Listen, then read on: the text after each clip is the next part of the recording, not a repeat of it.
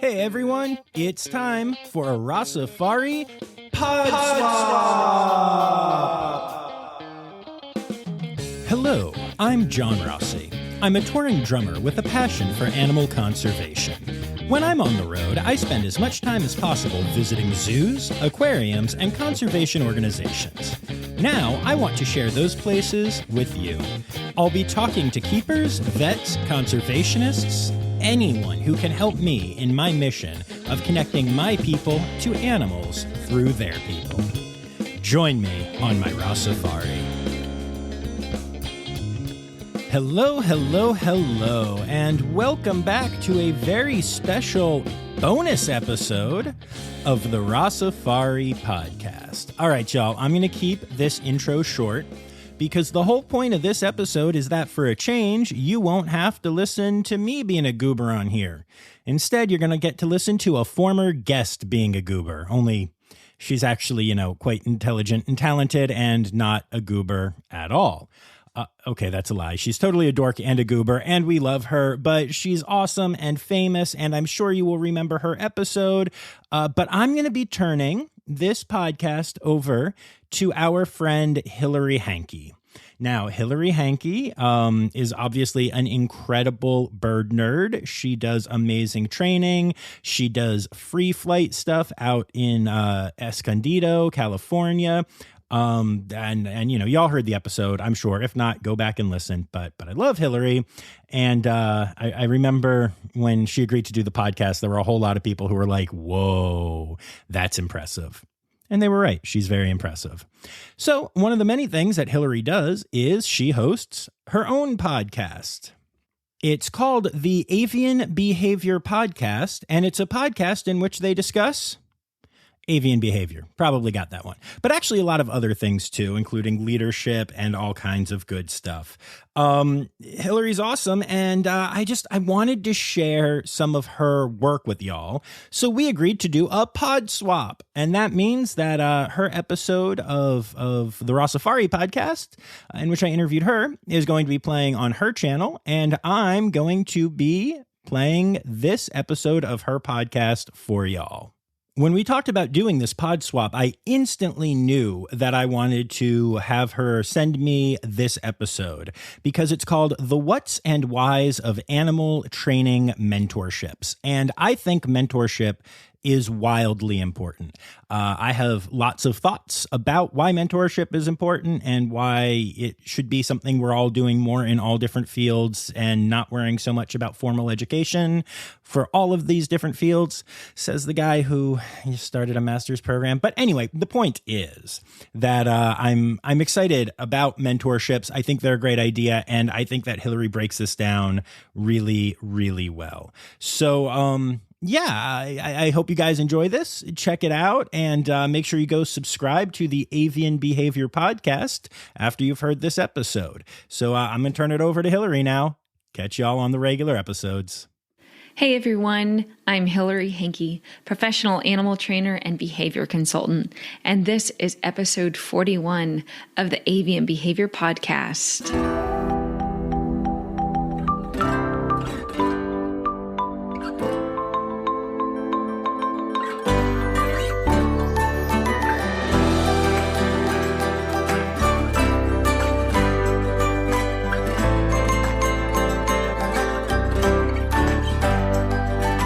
What is up, nerdy birds, and welcome to our podcast where we give you the straight tea on the science of animal behavior and training, what motivates and inspires us, and the complex and nuanced world of animal care.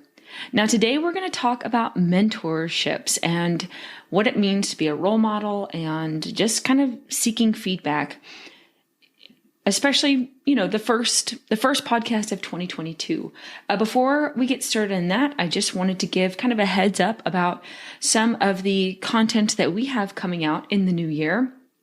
In our lab, we have our Screaming Master Course, the final lessons 8 through 11 plus worksheets.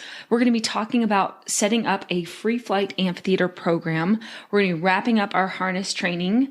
And I think that's also going to be on demand. So if you're on our email list, you're going to be getting content coming out also on that, but also just kind of like a heads up first. We're going to be talking about raptor equipment and avoiding frustration.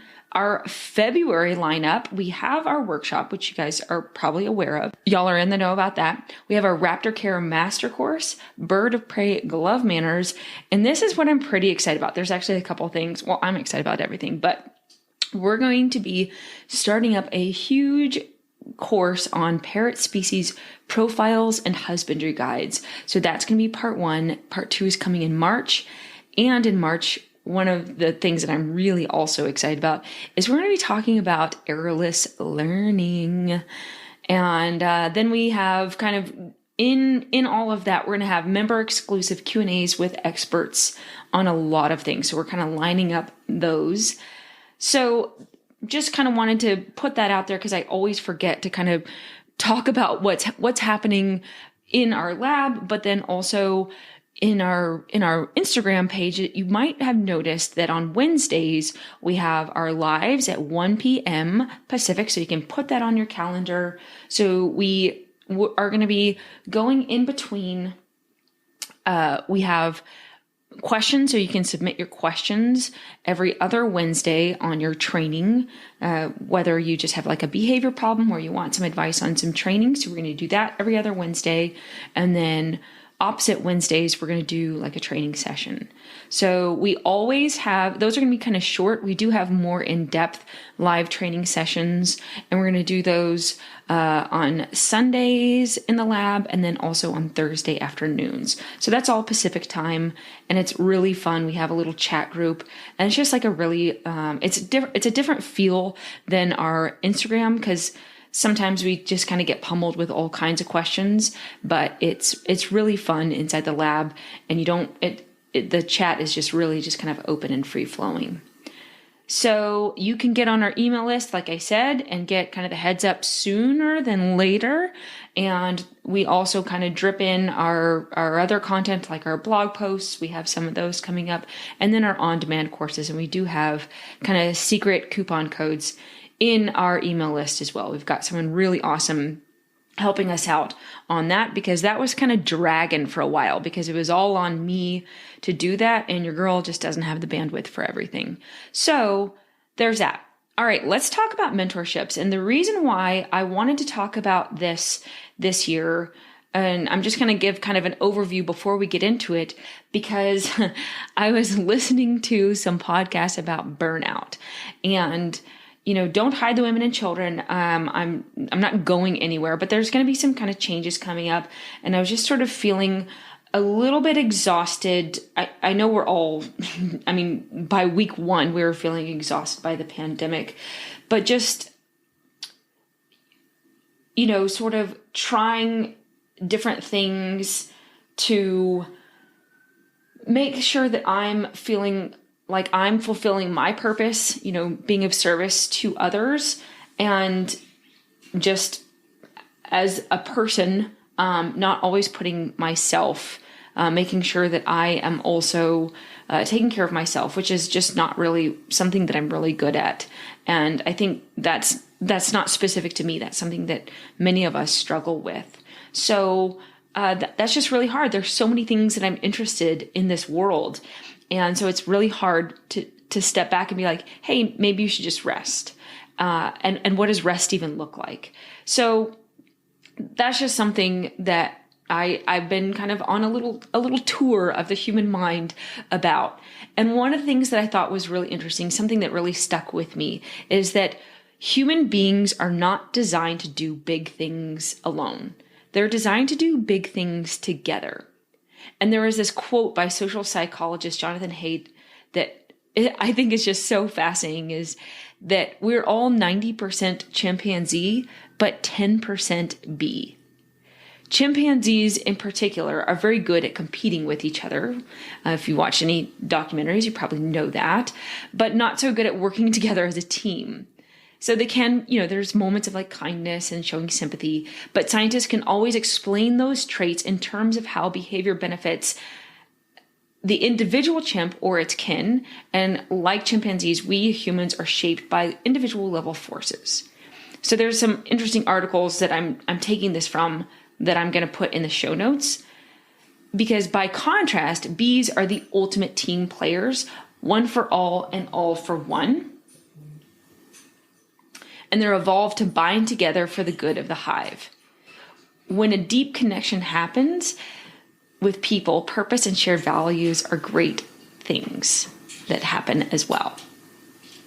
So another study that was really fascinating that made me think of this concept of mentorship and working together and how that plays a part in what I'm going to talk about in this podcast is that when we move together in synchronicity, we are more likely to engage in pro-social behaviors. So there was a study that tested 68 babies in all, and to see if bouncing in music with another person makes a baby more likely to assist that person by handing back accidentally dropped objects. And what they found was that, so they would bounce these babies in sync together, and when they could see other people like bouncing together with them in sync, they would then, a person would be like drawing a picture and they would drop the marker and they would see if the infant would pick it up and hand it back to her. A classic test of altruism in babies. Now, the babies that were bounced in time with the researcher were more likely to toddle over, pick up the object, and pass it back to the researcher, compared to the infants who had been bounced at a different tempo than the experimenter. It's like a really fascinating study. And like I said, I'm going to link this to the show notes. And again, it just sort of dovetailed with the idea of working together. Yes, I'm not talking necessarily about bouncing or clapping or singing together, but I think it's natural to want guidance, or at least someone or something to tell us that we're on the right path, right? To move together. Because it's like getting to adulthood and realizing, wait, this thing didn't come with instructions. And maybe that's not all of us all the time, right? I went through a period where I didn't want someone telling me what to do. I even have a divorce to prove it. But then I realized it's really nice to be told that you're holding a blowtorch before you burn the house down. Maybe you didn't realize it. So we're going to talk mentorship. We're going to talk role models and teachers and being of service to one another as we kick off 2022.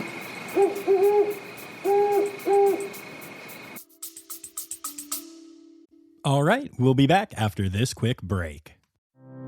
Hi, this is Kathy Hill from the Indian River Lagoon National Estuary Program. We're all about restoration projects in progress this season on One Lagoon, One Voice. Learn about the great strides the lagoon community is taking to restore and protect the Indian River Lagoon. Each week, we dive deep into discussions with scientists, resource managers, and nonprofit leaders to explore lagoon issues and solutions. From oyster reefs to clam restoration, algae blooms to muck, you'll learn all about the projects we're tackling to bring the Indian River Lagoon back to health. Click the link in the show notes to follow One Lagoon, One Voice, learn about the IRL Council, and explore our unique lagoon.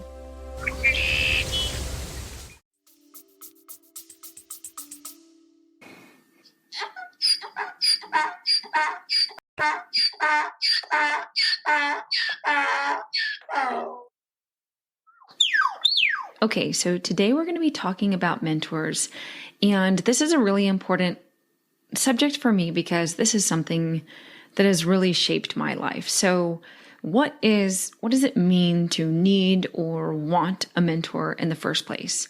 And I'm going to use the probably mentor tagline or word, whatever the term is you crazy kids are using these days. I'm going to say mentor and I'm going to say role model because sometimes I guess I've been using those terms in my head kind of interchangeably over the past many years. So let's just go with both of those, if that is okay with you. So first of all, I just want to go back like 25 years in my little land. And I was a horseback rider when I was younger, and I was a pretty competitive horseback rider. And I had a trainer, as you do. And I remember someone saying to me, and I don't remember who it was, but I was like talking about having to take lessons or go meet up with my horseback riding trainer. or maybe it was just my German horseback trainer who was berating me and making me cry, which happens. But someone said, isn't having a trainer weird, where horseback riding isn't like some other sport where you just like learn how to do it and then you go off and do it and you don't need someone telling you what to do all the time. And I don't exactly remember the precise context and who was talking to me about that, but it literally has stayed with me 25 years later. Because first of all, it's like, when are we actually done being taught or looking for feedback? Is that just like so wrong that whether I was a, young person in a competitive world wanting to do better, or maybe I was just doing it for fun and I was around dangerous animals, or just doing something for fun and just wanted to get better? Because that was 25 years ago. It was before we had YouTubes and, Facebook groups and all those other things where we can actually like go and learn.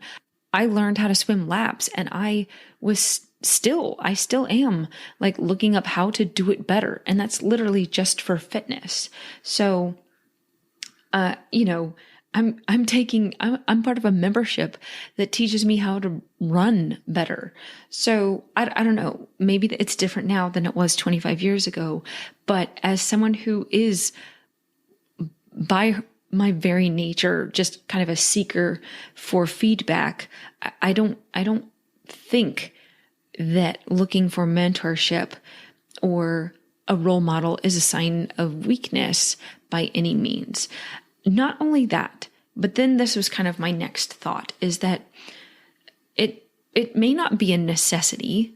For me it is, but I wouldn't go the other way and say that mentorship is a luxury either. It is, whether you pay for it or you with money, like dollars, or you are paying for it with someone else's time and gratitude. It is something, that we pay for in some way or another. But I was thinking about this the other day, is that anyone who says that they don't need feedback doesn't need feedback. And, whether or not they could actually use feedback, that's a totally different ballgame, but they're not going to take it no matter what. So that was just kind of a thought that I had. I wasn't even thinking about this particular subject. So onward. For me, just kind of thinking about mentorship, how it's been important in my growth, I knew early on that it was feedback in general was the key to improving. For me, for my animal training, I just knew it. Like, geographically speaking, I was kind of isolated. I was very isolated in Wyoming. I was used to being in college when I was really getting into operant conditioning, and I worked professionally in the avicultural community. I went to seminars. I went to workshops. I had a strong mentor there when I was learning about parrot free flight. This was decades ago, but I then went to Wyoming, and I was just kind of in this like purgatory. So I continued then to go to conferences and workshops, even being as isolated as I was. And this is kind of like early 2000s. So I didn't have a great access to the internet per se. Plus it's Wyoming. Sorry if you are listening from there, but there's many, many areas where high speed is just not really a thing. And it's just like your little dial up, and it's sad. So for me, finding role models and mentors in real life and maintaining those relationships like one-on-one, that was the product of going to conferences in just like kind of as a natural outcome. So I knew that was just the way that I was going to improve. And I was just like your non-professional animal trainer. I didn't even know what was in store for me. So kind of like thinking about mentorship professionally, and this is just kind of like my experience, and I'm going to be careful, but I do know from experience that some professional cultures kind of only hire from within. And I'm thinking kind of like of your bigger, like zoological facilities that like to be really careful about how they hire, making sure that the chemistry is there and all of the things that kind of come with the legalities and liabilities of hiring. So learning can kind of be incestuous.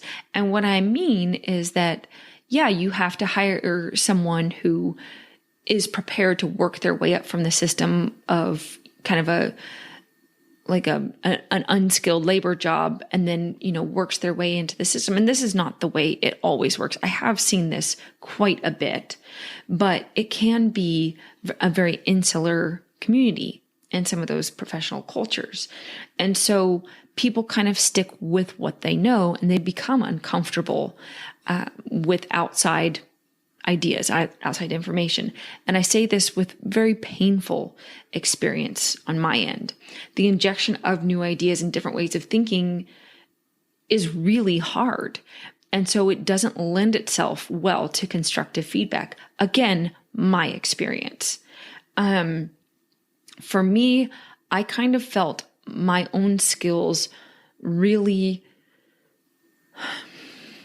flagging, because there were so many different ways that just giving someone feedback in a training session was just on it, just on its head was hard, but you're only using the set of skills that you know in order to help someone. And again, when it's all kind of the same culture, the homogenous culture, then it's really hard. So that's where mentorship and having having a plethora of role models has been really helpful. And there's a lot of ways to do this. It doesn't just mean that you just have to have this like guru or wizard that you go to and say like, here's a video of my training session. What do you think? We have so many more resources in this day and age than I did. Podcast was not even a word when I was really kind of in the throes of my panic about how am I going to become a better animal trainer working at a zoo where like everyone learned from each other, so to speak. I'm speaking to this particular medium of mentorship as one among many, and I think it's just really valuable. So what I found was that, and I'm just going to call like, if you don't mind, I'm going to call like my mentor kind of like, or my role models is kind of like my wizard. And so being able to have someone that you know that well, or you know their training style that well, and it could be for any reasons. You could have their, you could be watching them on social media. You could be reading their books, their blogs, their, DVDs, if that's a thing. You could just be so kind of immersed in their training style that it could be something like it was for me. It was like, well, what would my wizard do in this particular situation? And just as a caveat, obviously we don't want to hold anyone to an impossible standard. It's very probable that people just aren't perfect all the time, that they always have patience and sort of that mindset that everything is always going to work out as long as I just like take 4 deep breaths and work my way through it. But it is helpful at least to have some sort of railroad track to rest your mind on, that someone else has probably been in this scenario before. And what do you think they would do? For me, that was just a huge driver in my knowledge vehicle. It didn't take the only driver's seat, but it was huge. And I don't think any one medium should be that for people. That's just a thought. But if you are choosing to push your curiosity past just a passing getting by, which I'm going to guess that you probably are, since you are listening to a podcast, you aren't one of those. And you are probably taking a lot of information from a lot of different resources, and that's fantastic. I just feel strongly that, learning how to speak to someone and get constructive feedback. And sometimes even constructive feedback stings, but I do feel that mentorship is just really, really valuable because it also allows us to take information in that isn't always easy, but is necessary. And I will say, as someone who has had a lot of role models, good ones and bad ones, that I owe successes even to the really awful ones. And I'm not saying this as a masochist, that people have to go through what I did in order to find some measure of success. Gross. But there's, I feel like, a guidepost of some of the decisions that I can offer to others because I made those decisions and I made mistakes. And those could be useful because I don't want people to make the same mistakes that I did. You might. I mean, anyone who's ever been told, like, never make the same mistake twice, probably knows that rarely does a mistake present itself in the same way each and every time. So yeah, I've definitely made the same mistake twice. Hell yeah. But I've also learned about what makes a good mentoring relationship and again, just like why they're so important. And if anything, I think entrepreneurship, being one of the hardest things that I've ever done in my life, has really sort of opened me up to really wanting to help people and animals kind of all at the same time, because it has been filled with so many false starts and just really, I think I've mentioned this before, kind of elegant and inelegant flailings where I wish I had more wizards for all the different kinds of paths and hats that I need to wear. And sometimes many times my feedback does not come in the form of a boss telling me, well, that was inappropriate or incorrect, or why did I do that?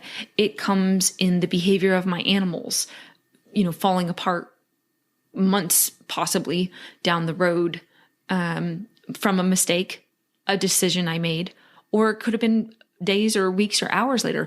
It's hard to tell. So you kind of have to be your own boss and tease apart those variables. Or it could be in trying to figure out what your kind of young and inexperienced staff is not telling you, and that's your lack of feedback that you're getting. And so that's kind of, I guess, where mentorship has been really, really important for me, because I do have just like such an important little like collection of people that I can go to when it comes to working with my, staff and clients with positive reinforcement and really wanting to maximize the conversations that I have, get better myself.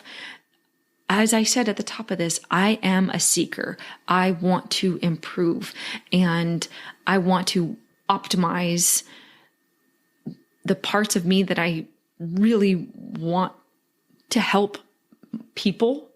That is something that I literally gets me up out of bed every day. And I never realized that about myself until I realized wow, this is really fulfilling, but I can't do this by myself. And I have a strange business model where I am, and I'm going on a tangent, but regardless, entrepreneurship is all about realizing that you can't compartmentalize your life no matter what you think that you're doing. And I say this also kind of to my staff as well, is when people say oh, leave your personal problems at home, that's not a thing. We don't exist in a bubble. And juggling personal issues with professional issues, I know as a boss, I can't get away from any of it. I can't leave work. I can't clock out and leave everything behind. I know that as a boss, so I can't expect that I should say I know that as an entrepreneur, so I can't expect that as a boss. So I love all the different kinds of feedback that I get. And so I value that relationship so much. And I know that for myself, I have sought that relationship and sometimes inappropriately. how do I clarify that and make that sound a little bit less naughty? Just boundary issues, because not everyone is a good teacher and not everyone has my best interests. Well, I mean, no one really has, no one but me, I guess. But, not everyone wants us, the teacher, student, or the group, me and them to succeed. So together, I should say. So, and as someone who has maybe even had like self-confidence issues because I've put myself into really challenging scenarios and then looked for help, like, okay, what now? That has kind of put me in situations where it's been kind of tricky. And again, like realizing like, oh, this person just isn't a good teacher. It doesn't necessarily speak to them. I should emphasize, it doesn't necessarily speak to their character. It could, but that's not really what we're talking about here. And just to kind of like put some clarity, because maybe I'm talking in circles, who knows? But kind of at the beginning of my, I was working with someone, and it was clear that they were kind of all over the page. And I said something to the effect of like, hey, what if we just like got like a business coach or got like a business mentor? And they looked at me and they said, well, I think you could use a business mentor. I'm at the top of my game right now. So maybe you need to figure that out for yourself. And I was like, oh, okay. That's not really how I would expect this conversation to go for someone who is open to growing and changing. So that was really informative to kind of the place where that little relationship between that person and I were.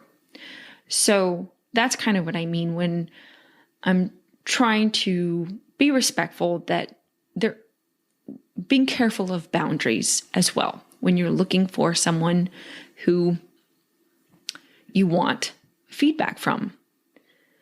And we'll get to that. We'll get to that in just a few minutes. Well, let's put a pin in that, because what I want to talk about next is why I think animal training needs mentorship. And like some of the things that I think about, obviously I beat like into the ground. Like if you've heard this podcast once, you've heard it a million times, you know that I think that it's a highly democratized space. Anyone can be anyone. And the onus really is on us, you, me, when asking a question, when looking for advice, when looking for information, to be able to vet the source. That is very important. And so, for instance, if I see a social media account, if I see a YouTube, well, that's social media, but like if I see some sort of podcast or some content where I don't know if that person chooses not to put their name on it, like a blog and there's actually a lot out there, I'm not going to go any further because I want to know where that information is coming from. And if that person is not willing to put their name on the information, then it's no good to me. I don't care what they say. They could even cite their sources. Sources we know can be slanted to look like anything. We know that. So it really takes us, not that source, I should back up and say, like, not that sources are irrelevant. They are not, but it can be exhausting. So starting at the very beginning, if your name is not on your blog or your social media account, or, well, let's just start there, your podcast, I'm done. I'm not going any further. Okay. Anyone can be anyone. There are so many YouTubers with thousands of followers. Could mean you either have professional training experience or you've lived with your eclectus for 5 years and you've got some tips over the course of those 5 years. Great. No shade intended. But your audience also needs to recognize that there are some, not some limitations to the influence there. Again, let's put a pin in that one too. A blue pin. The first one came with a red pin. Animal training comes with lots of ego. We want to be the best person for our animals. We want to know that we are doing the best by our animals. I want to know that I'm doing the best by my animals. I know I can always improve, but I want to know that I'm doing the best that I can for the animals in my care with the information that I have. There already is a mentor model. Falconry is big on mentors, especially here in the US. And there are other long-term relationships in animal care existing today. So the mentor model absolutely exists and needs to be revered, uplifted, and celebrated. Animal lives and welfare is a really, really big deal. It changes and it shifts. There's always more information to be found. And of course, as you probably have heard me say, small mistakes can have a big impact. And that's probably like one of the biggest, just like crappiest things about life, but especially about animal care. Like you can leave a toy in too long, and that can mean that your bird dies because there was frayed cotton, or it ingests something that it wasn't supposed to because it chewed on it for too long.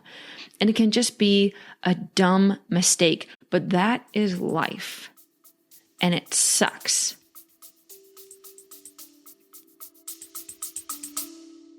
All right, we'll be back after this quick break. What if I told you scientists discovered 100 new species in the deep ocean? Why did crocodiles survive extinction? Megalodon. How did it go extinct? Hey, it's me, Forrest Galante, wildlife biologist. You might know me from Joe Rogan's podcast or my various TV shows like Extinct or Alive and Shark Week. Join me and my friends as we dive into the wild world of animal anomalies and everything wildlife. Don't miss out. Click here to uncover these mind-blowing animal mysteries.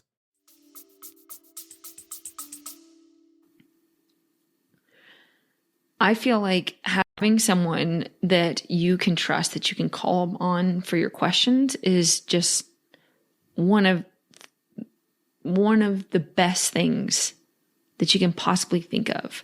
And yes, you can write in to a Facebook group. You're going to get 11 different opinions for 10 different people that you ask. You might even get some insults in there. I've had a few people over the decades, and some that are still with me. I have text groups, I have chat groups on my, well, I guess that's what you call a text group. I have a core support system, again, that I know that I can go to for my questions. And if they don't know, they're going to point me in the right direction.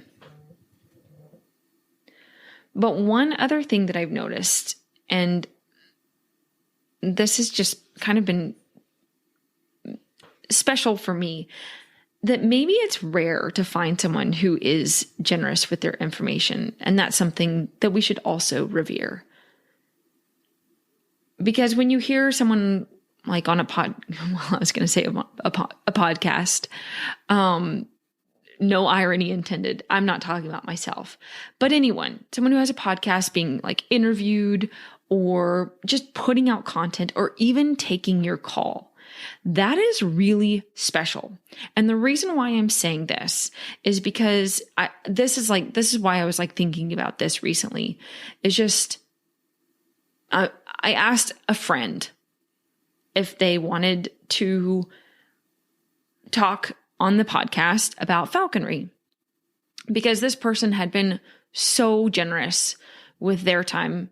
He wasn't my sponsor, but they were so nice and like always answered my questions. Someone I could just like, I could have a bird on my glove, something was happening, and I could just like call them and my questions would be answered. And they didn't want to come on the podcast and talk about falconry. And I get it, how sharing things publicly to an unknown audience is completely different than the model that we give time to our friends. And I mean, I get it. It's really hard putting yourself out there. And I know just kind of like some of the smaller communities that we're part of, like sharing information with each other, that's something that's completely different. And it is done really generously and freely and without tons of judgment. So I just think as a general rule, like recognizing the relationship deserves gratitude. Perhaps some inspection, right? You know me. I like to know my sources, but I just feel like it's really special that people are serving others and sharing knowledge, and those successes benefit the birds and they benefit our community, because everything that we know today came from something that was learned by someone yesterday. And we build on the information of others. You don't just like conjure something up out of thin air. It could have been wrong yesterday, but we still learned from it. We still built from it. It still sparked some level of curiosity in us to investigate further.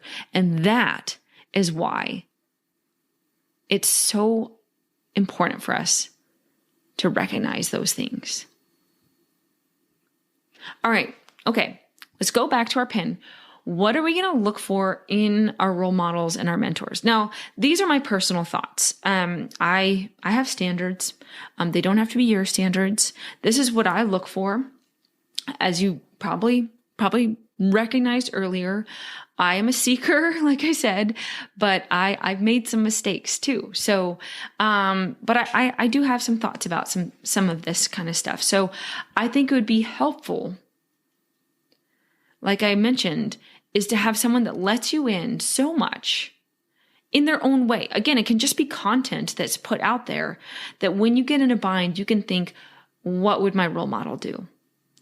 And I don't want that person to be put on a pedestal. I don't want it to be an impossible standard. That's not fair. It's beyond realistic, but it is so helpful to me when it's really informed my training paradigm.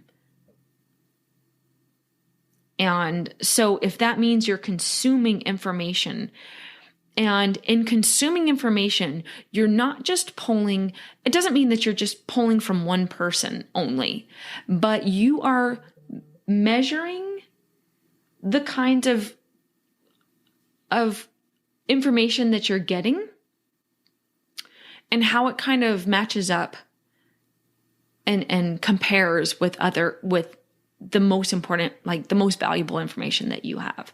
So what I mean is, like, I don't want to be like, oh, I research from, 20 different people, because those 20 different people are going to have contradictory advice. And that's not necessarily bad, but some of it is really contradictory and will just confuse you and your animal and your bird. So what I want to do is make sure that it's congruent. It doesn't always have to be the same, but it complements each other. So that brings me to my second point, and this is my guiding light. If you've ever been to a workshop at our place at the ABI Ranch, there is one coming up in February, FYI. But this is what I truly believe. A leader, a mentor, a role model is always honest and forthright about their mistakes. There were 2 ideas of wisdom that were given to me, and I've taken them with me. And the first one is that I will never second guess your first instinct. And what I mean is, like, if something happens, like, something crazy happens in like a training session, or you're working with an animal, you're in, you're doing something in their home space, and something happens and you just react. You do something quick, and maybe it wasn't your finest moment, but you did what you thought you needed to do. That's fine. We're going to kind of talk it down and see, see what skills we need to build afterwards.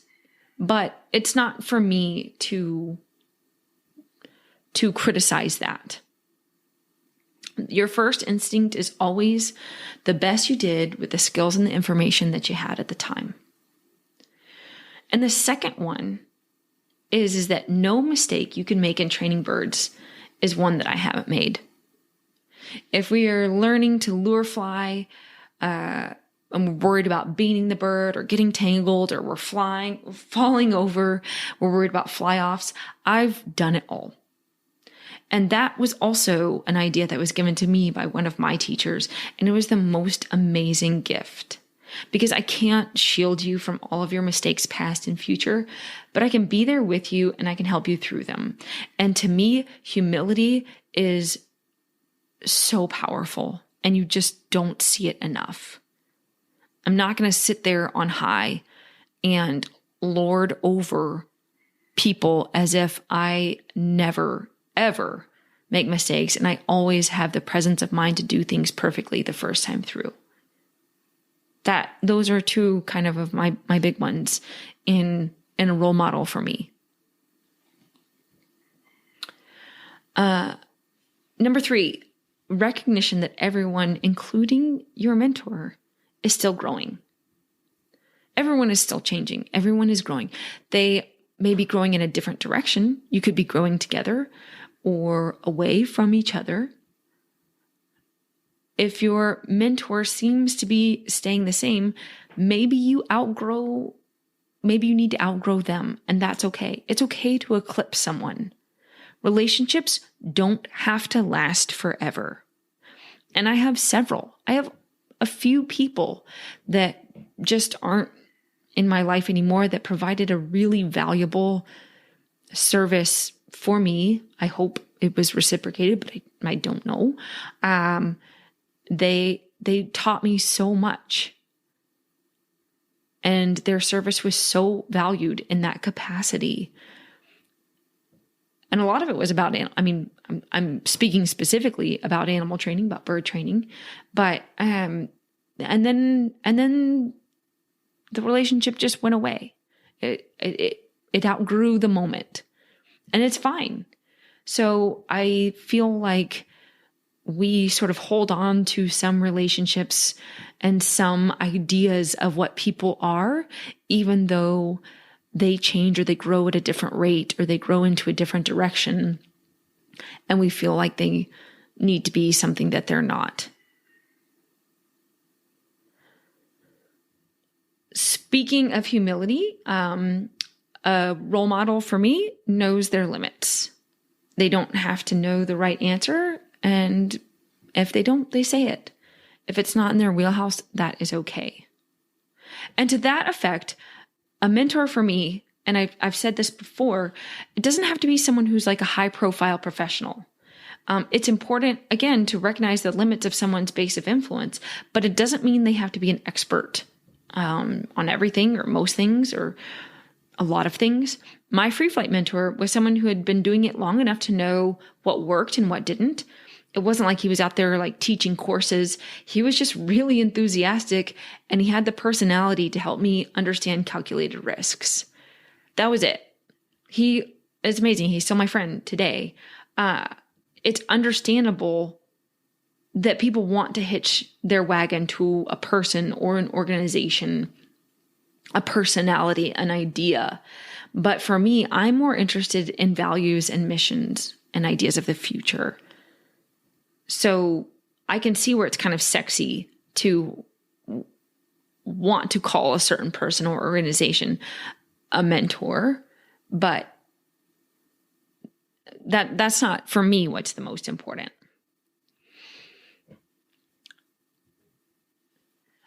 Finally, well, maybe not finally, I don't know.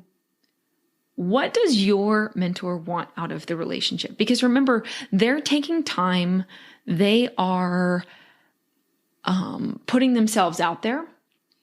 And it's important that you realize you don't have to be on board with everything that person does or says. You do have to assess your non-negotiables, but you're not just kind of like, you have obligations to your teachers and your role models. You're not a buoy adrift here. You're not a passive consumer of information. You are reflecting their teachings. So for instance, like as an apprentice falconer, there are obligations that person has to their sponsor that are specific to what the sponsor asks of. And sponsors ask different things. But again, as a student, you are a reflection of what is valuable to that mentor. And also vice versa. So for me, this has kind of been important lately for reasons I'm not going to go into, but there are some non-negotiables for me. And this was kind of important to me when I realized, like, I had a person reach out to me that was looking for references for a potential client. And she said, "Oh, I noticed that you guys had a connection, like some social media connection." And I was like, "Oh, I don't know this person." She said, "Oh, I just, I saw that it looked like you knew them. And so it seemed like they were a good person. So I was going to agree to the deal, but then I decided to check with you first." And it really made me realize how important that the connections that we make in the virtual world do have a certain amount of weight.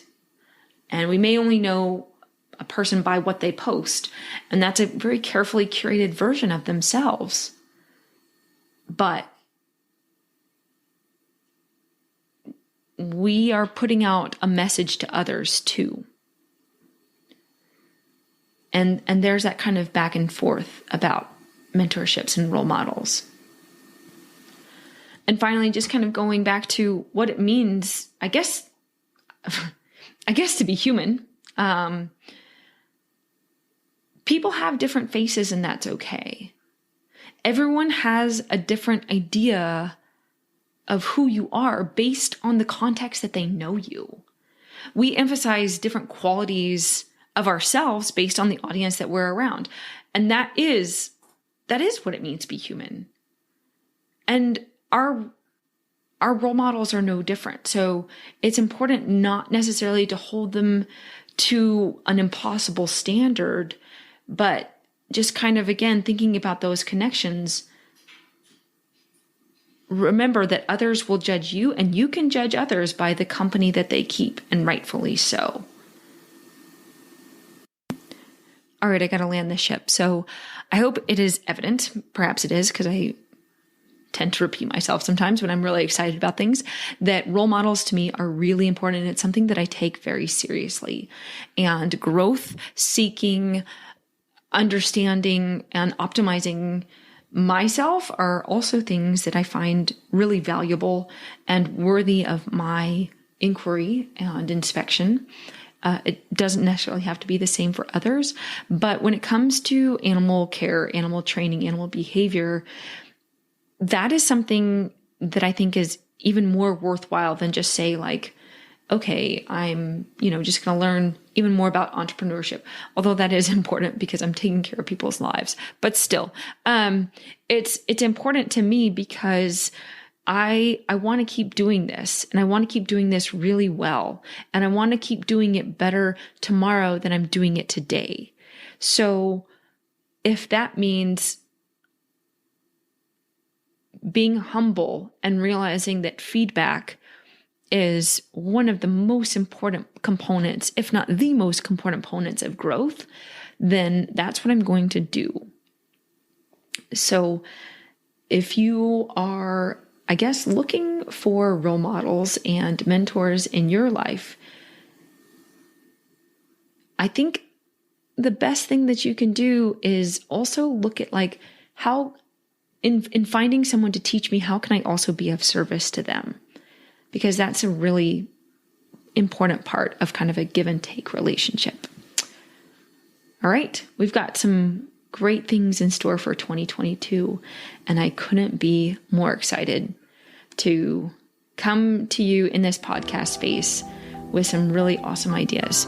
So take care, and bye for now.